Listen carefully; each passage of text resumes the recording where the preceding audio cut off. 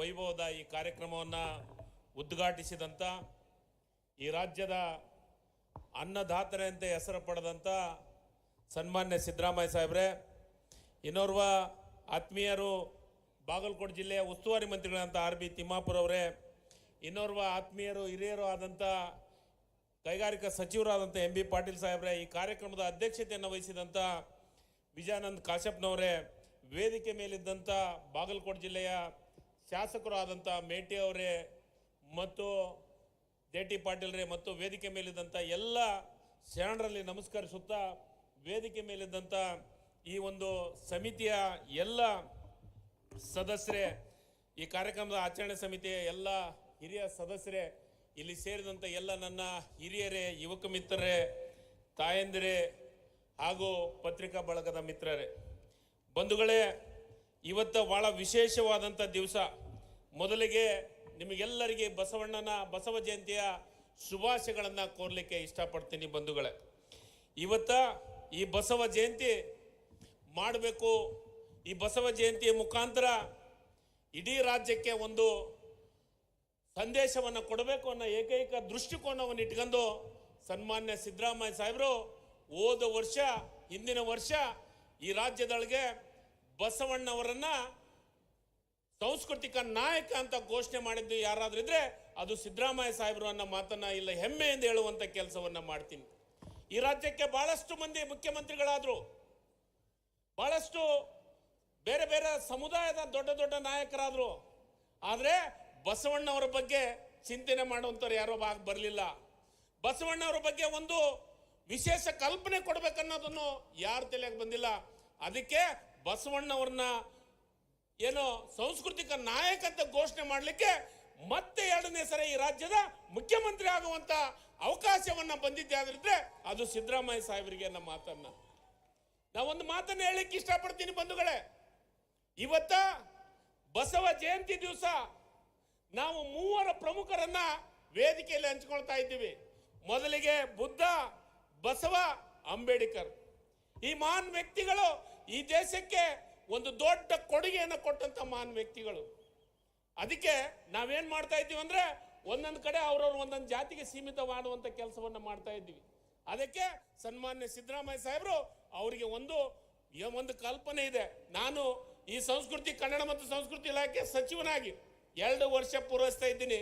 ಆದ್ರೆ ಪ್ರತಿ ಒಂದು ಮಹಾನ್ ನಾಯಕರ ಜಯಂತಿಗೆ ಸ್ವತಃ ಅವರು ಬಂದು ಒಂದು ಸಂದೇಶವನ್ನು ಯಾರಾದ್ರೂ ಕೊಡ್ತಿದ್ರೆ ಅದು ಸನ್ಮಾನ್ಯ ಸಿದ್ದರಾಮಯ್ಯ ಸಾಹೇಬರು ಅನ್ನೋ ಮಾತನ್ನ ಇಲ್ಲಿ ಹೇಳಲಿಕ್ಕೆ ಇಷ್ಟಪಡ್ತೀನಿ ಬಂಧುಗಳೇ. ಇವತ್ತು ನೋಡಿ, ನೀವು ಯುವಕರು ಅವರ ತಲೆಯೊಳಗೆ ಏನೇನೋ ಕೆಟ್ಟ ವಿಚಾರಗಳನ್ನ ತುಂಬುವಂತ ಕೆಲಸವಾಗ್ತಾ ಇದೆ. ಆ ಮಕ್ಕಳು ಇವತ್ತು ಯುವಕರಿಗೆ ಒಳ್ಳೆ ಸಂದೇಶವನ್ನು ಕೊಡುವಂತ ಕೆಲಸ ಕಾರ್ಯಗಳು ಆಗ್ತಾ ಇಲ್ಲ. ಜಾತಿಗಳ ಮಧ್ಯೆ ವಿಷ ಬೀಜವನ್ನು ಬಿತ್ತುವಂತ ಕೆಲಸ ಕೆಲವೊಂದಿಷ್ಟು ಕಾರ್ಯಕರ್ತರು ಮಾಡ್ತಾ ಇದ್ದಾರೆ.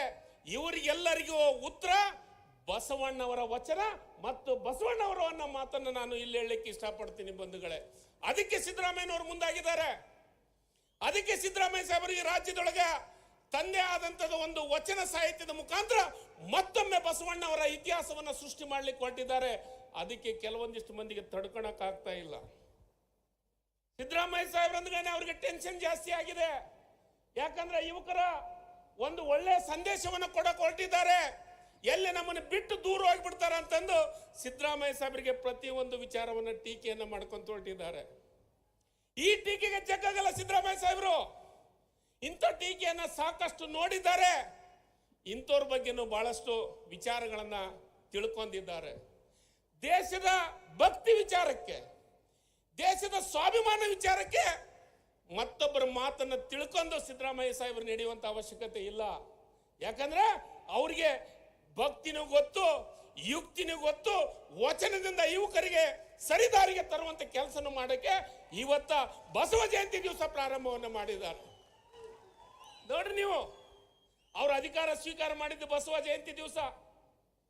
ಅವರ ಸಾಂಸ್ಕೃತಿಕ ನಾಯಕ ಅಂತ ಘೋಷಣೆ ಮಾಡಿದ್ದು ಸಿದ್ದರಾಮಯ್ಯ ಸಾಹೇಬರು ಬಸವಣ್ಣವ್ರನ್ನ. ಇಡೀ ರಾಜ್ಯದೊಳಗೆ ಪ್ರತಿಯೊಂದು ಆಫೀಸ್ನೊಳಗೆ ಬಸವಣ್ಣನ ಫೋಟೋ ಇರ್ಬೇಕು, ಅದಕ್ಕೆ ಪೂಜೆ ಆಗ್ಬೇಕಂತ ಸಂದೇಶವನ್ನು ಕೊಟ್ಟಿದ್ದು ಸನ್ಮಾನ್ಯ ಸಿದ್ದರಾಮಯ್ಯ ಸಾಹೇಬರು. ಕಾಯಕ ಯೋಗಿ ಅನ್ನದಾಸೋಹದ ಮುಖಾಂತರ ಅನ್ನದಾತನಾಗಿ ಅನ್ನಭಾಗ್ಯ ಕೊಡುವಂತ ಕೆಲಸವನ್ನ ಇವತ್ತು ಮಾಡಿದ್ದಾರೆ. ಬಹಳಷ್ಟು ಮಂದಿ ಭಾಷಣ ಮಾಡ್ತಾರೆ, ಬಸವಣ್ಣರ ಬಗ್ಗೆ ಬಹಳ ಚೆನ್ನಾಗಿ ಭಾಷಣ ಮಾಡ್ತಾರೆ, ಆದ್ರೆ ಕಾರ್ಯರೂಪಕ್ಕೆ ತರಕ್ಕಾಗಲ್ಲ. ಕಾರ್ಯರೂಪಕ್ಕೆ ತರುವಂತ ಕೆಲಸ ಈ ರಾಜ್ಯದೊಳಗೆ ಆಗ್ತಾ ಇದೆ ಸಿದ್ದರಾಮಯ್ಯ ಸಾಹೇಬರಿಂದ.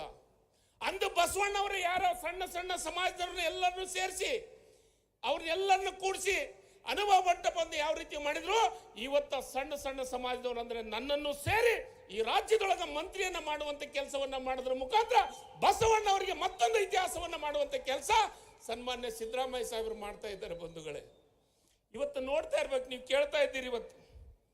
ಇವತ್ತ ನಮ್ಮ ದೇಶದ ಗಡಿ ಭಾಗದೊಳಗ ಭಯೋತ್ಪಾದನೆ ನಡೀತಾ ಇದೆ. ಒಂದ್ ಕಡೆ ಗುಂಡಿನಿಂದ ಭಯೋತ್ಪಾದನೆ ಆದ್ರೆ, ಇನ್ನ ಒಂದ್ ಕಡೆ ಕೆಲವೊಂದಿಷ್ಟು ಇತಿಹಾಸದೊಳಗ ಕೆಲವೊಂದಿಷ್ಟು ಧರ್ಮದ ಇದ್ರೊಳಗೆ ಕೆಲಸವನ್ನು ಮಾಡುವಂತವ್ರು ಮಾಡ್ತಾ ಇದ್ದಾರೆ ಇಲ್ಲಿ ನಮ್ಮೊಳಗನು. ಇವತ್ತು ನಾವು ನೆನಪು ಮಾಡ್ಕೋಬೇಕು, ಈ ಭಯೋತ್ಪಾದನೆ, ಧರ್ಮ ಅಂಧತೆ, ಅಪಾಯ ಈ ದೇಶಕ್ಕೆ ಈಗ ಒದಗಿ ಬಂದಿದೆ. ಇದನ್ನ ಸರಿದಾರಿಗೆ ಬರಬೇಕು ಅಂದ್ರೆ, ಈ ಬಂದೂಕಿನ ಸದ್ದು ನಿಂದಿರ್ಬೇಕಂದ್ರೆ ಮತ್ತೆ ಬಸವಣ್ಣನ ವಚನವನ್ನ ಈ ದೇಶದೊಳಗ ಉತ್ತರ ಕೊಡುವಂತ ಕೆಲಸ ಮಾಡಬೇಕಾಗಿದೆ. ಅದು ಕರ್ನಾಟಕ ರಾಜ್ಯದಿಂದ ಸಿದ್ದರಾಮಯ್ಯನವರ ಸಾಹೇಬರ ಒಂದು ಅನುಷ್ಠಿಯವರ ಮುಂದಾಳತ್ವದಿಂದ ಇವತ್ತ ಬಸವಣ್ಣನ ವಚನ ಹೇಳೋದ್ರ ಮುಖಾಂತರ ಈ ಭಯೋತ್ಪಾದನೆಯನ್ನ ಹೆಸರಿಗೆ ಒಂದು ಅವರಿಗೆ ಉತ್ತರವನ್ನು ಕೊಡುವಂತ ಕೆಲಸ ಆಗ್ತಾ ಇದೆ ಬಂಧುಗಳೇ. ಅದಕ್ಕೆ ಇವತ್ತು ಬಹಳ ಪ್ರಮುಖವಾದಂತ ದಿವಸ. ಈ ಕೆಲಸ ಯಾರು ಮಾಡಿಲ್ಲ. ಬಸವ ಜಯಂತಿಯನ್ನ ದಿವಸ ಈ ಧರ್ಮ ಪ್ರಚಾರ ಕೆಲಸ ಮಾಡಲಿಕ್ಕೆ ಸರ್ಕಾರ, ಯಾವ ಸರ್ಕಾರ ಮುಂದಾಗಿಲ್ಲ, ಅದು ಮೊಟ್ಟ ಮೊದಲಿಗೆ ಸಿದ್ದರಾಮಯ್ಯ ಸಾಹೇಬರು ಮುಂದಾಗಿದ್ದಾರೆ. ಅದಕ್ಕೆ ಕೆಲವೊಂದಿಷ್ಟು ಮಂದಿಗೆ ನಡುಕ ಚೆಲುವಾಗಿದೆ. ಅದಕ್ಕೆ ಸಾಹೇಬ್ರ ಬಗ್ಗೆ ಕೆಲವೊಂದು ವಿಚಾರಗಳನ್ನು ಹೇಳ್ತಾರೆ. ಆದ್ರೆ ಸಿದ್ದರಾಮಯ್ಯ ಸಾಹೇಬರು ಕುಗ್ಗಾಗಿಲ್ಲ. ಈ ರಾಜ್ಯದ ಜನರು ಅವ್ರು ಹಿಂದಿದ್ದಾರೆ, ನಾವು ನಿಮ್ ಜೊತೆಗಿದ್ದೇವೆ ಸರ್. ಈ ರಾಜ್ಯದ ಜನರಿದ್ದಾರೆ, ದೊಡ್ಡ ದೊಡ್ಡ ಸಾಹಿತಿಗಳು ನಿನ್ನೆ ನಿಮ್ಮ ಬಗ್ಗೆ ಕೆಲವೊಂದಿಷ್ಟು ವಿಚಾರಗಳನ್ನ ಹೇಳಿದ್ದು ನೋಡಿದ್ರೆ ನನಗನ್ನಿಸ್ತು, ನಿಜವಾಗಲೂ ಸಿದ್ದರಾಮಯ್ಯ ಸಾಹೇಬ್ರಿಗೆ ಒಂದು ಶಕ್ತಿ ಈ ರಾಜ್ಯದೊಳಗೆ ಅವರಿಗೆ ಆದಂತ ಶಕ್ತಿ ಅವ್ರಿಗಿದೆ. ಅವರು ಮುಂದುವರಿತಾರೆ, ನಾವು ಅವ್ರ ಜೊತೆಗಿರುವಂತ ಕೆಲಸವನ್ನು ಮಾಡಬೇಕಾಗಿದೆ ಬಂಧುಗಳೇ. ಅದಕ್ಕೆ ಇವತ್ತ ಬಸವ ಜಯಂತಿ ಬಹಳ ಅದ್ಭುತವಾದಂತ ದಿವಸ. ಅವ್ರ ಎಲ್ಲ ಕೆಲಸ ಕಾರ್ಯಗಳು ಬಸವಣ್ಣನ ಮುಖಾಂತರ ಪ್ರಾರಂಭವಾಗಿದ್ದಾವೆ. ಅದಕ್ಕೆ ಇವತ್ತು ಬಸವ ಜಯಂತಿಯ ಮುಖಾಂತರ ಈ ರಾಜ್ಯದೊಳಗ ಸಾಹಿತ್ಯ ವಚನಗಳನ್ನು ಪ್ರಚಾರ ಮಾಡುವಂತ ಕೆಲಸವನ್ನ ಸಿದ್ದರಾಮಯ್ಯ ಸಾಹೇಬರು ಕೈ ಹಾಕಿದ್ದಾರೆ. ಅದು ವಿಶೇಷವಾಗಿ ನೀವು ನೋಡಬಹುದು, ಯಾವ ಜಯಂತಿಗೂ ಬುದ್ಧ, ಬಸವ, ಅಂಬೇಡ್ಕರ್ನ ಫೋಟೋ ಹಾಕಿದ್ದಿಲ್ಲ. ಬುದ್ಧನ ಹಾಕಿದ್ವಿ, ಬಸವನ ಹಾಕಿದ್ವಿ, ಅಕ್ಕ ಮಹಾದೇವಿನ ಹಾಕಿದ್ದೀವಿ, ನಾರಾಯಣ ಗುರುಗಳನ್ನ ಹಾಕಿದ್ದೀವಿ. ಅದಕ್ಕೆ ಎಲ್ಲ ನಮ್ಮ ಸಮಿತಿ ಹಿರಿಯರ ಒಂದು ಆಶೀರ್ವಾದ, ಅವರವರು ಕೊಟ್ಟಂತ ಸಲಹೆ ಇವತ್ತ ಅಂಬೇಡ್ಕರ್ನ ಜೊತೆಗೆ ಈ ಎಲ್ಲ ಮಹಾಪ್ರಮುಖರು ಈ ದೇಶಕ್ಕೆ ಬಹಳ ಅವಶ್ಯಕತೆ ಇದೆ ಅನ್ನೋದೊಂದು ಕೆಲಸ ಇವತ್ತ ಕರ್ನಾಟಕದಿಂದ ಪ್ರಾರಂಭ ಆಗಿದೆ ಅನ್ನೋ ಮಾತನ್ನು ಹೇಳಿ, ನನಗೆ ಇನ್ನೂ ಸಾಹೇಬರು ಮಾತಾಡೋಂಥದ್ದು ಅವಕಾಶ ಇದೆ. ಅವರ ಭಾಷಣವನ್ನು ಕೇಳೋ ನನ್ನ ಮಾತನ್ನು ಹೇಳಿ ನನಗೆ ಮಾತಾಡ್ಲಿಕ್ಕೆ ಅವಕಾಶ ಮಾಡಿಕೊಟ್ಟಂತ ಎಲ್ಲರಿಗೂ ವಂದಿಸ್ತೀನಿ. ಅದ್ರ ಜೊತೆಗೆ ಗುಂಜಾಳ ಅವ್ರ ಬಗ್ಗೆ ಇವತ್ತ ರಾಷ್ಟ್ರೀಯ ಪುರಸ್ಕಾರವನ್ನು ಪಡೆದಂಥ ಹಿರಿಯರು ಇವತ್ತು ಅವ್ರನ್ನ ಬಸವ ರಾಷ್ಟ್ರೀಯ ಪುರಸ್ಕಾರ ಇಲ್ಲಿ ಕೊಡೋದ್ರ ಮುಖಾಂತರ ಕೂಡಲ ಸಂಗಮದೊಳಗನೆ, ಅದು ವಿಶೇಷವಾಗಿ ಬಸವಣ್ಣನ ನಡೆದಾಡುವಂಥ ಜಾಗದೊಳಗ ಅವರಿಗೆ ಪ್ರಶಸ್ತಿ ಕೊಡುವಂಥ ಕೆಲಸವನ್ನು ಮಾಡಿದ್ವಿ. ಅದರ ಜೊತೆಗೆ ಈ ಕಾರ್ಯಕ್ರಮಕ್ಕೆ ನನಗೆ ವಿಶೇಷವಾಗಿ ನಂದೊಂದು ಯೋಗ ಇದೆ, ಏನೋ ಗೊತ್ತಿಲ್ಲ ನನಗೆ.